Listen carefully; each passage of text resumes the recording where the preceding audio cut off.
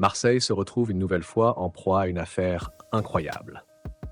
Dans la nuit du 19 mai, alors qu'ils sortaient de la commanderie, Jean Onana, Faris Moumbagna et Bamo Meïté ont été pris pour cible par une fusillade alors qu'ils circulaient en voiture.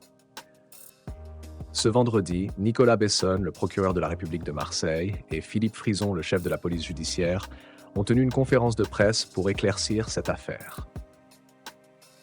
Loin des scénarios de braquage, malheureusement fréquents à Marseille, cette attaque semble être le résultat d'une suite de malheurs pour les joueurs de l'OM. Tout a commencé avec une défaillance du GPS qui a conduit les 3 joueurs dans une impasse du 13e arrondissement de Marseille.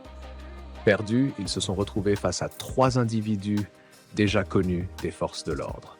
Craignant une confrontation violente en raison des voitures de luxe des joueurs, ces individus ont décidé de réagir. S'en est suivi une poursuite entre les phocéens et leurs agresseurs, ces derniers ouvrant le feu avec un pistolet automatique et touchant à plusieurs reprises les véhicules des joueurs. Traumatisés par l'incident, les joueurs ont envisagé de quitter l'OM. Les 3 assaillants ont été mis en examen pour tentative d'assassinat en bande organisée.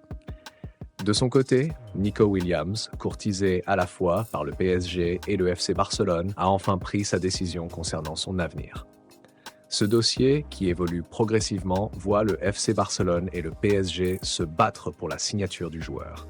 L'ailier de l'Athletic Club, qui a brillé en Liga et s'est illustré lors de l'Euro 2024, a marqué le premier but de la finale remportée contre l'Angleterre 2-1, prouvant ainsi son talent.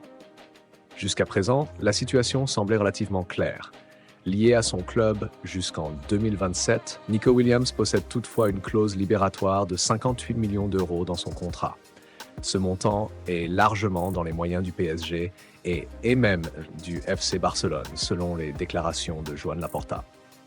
Cependant, le PSG bénéficie d'une plus grande flexibilité économique et peut offrir un salaire bien plus attractif que celui proposé par le club catalan, selon la presse espagnole. Récemment, une tendance a commencé à émerger et elle déplaît aux 2 clubs intéressés. Selon certaines sources, Nico Williams, très attaché à Bilbao, où il a grandi, et à son club de toujours, aurait promis à son frère Iñaki qu'ils joueraient ensemble au moins une saison en Coupe d'Europe avec l'Athletic. Pour le convaincre de rester au Pays Basque, la direction du club envisage de lui proposer un nouveau contrat, bien que la dernière prolongation ait été signée l'automne dernier. Des informations supplémentaires ont été publiées ce samedi par le quotidien Sport. Il semble que le PSG, malgré ses nombreux efforts pour attirer le joueur, ait finalement accepté la réalité. Nico Williams et ses représentants ont informé Luis Campos de leur décision, déclinant ainsi l'offre.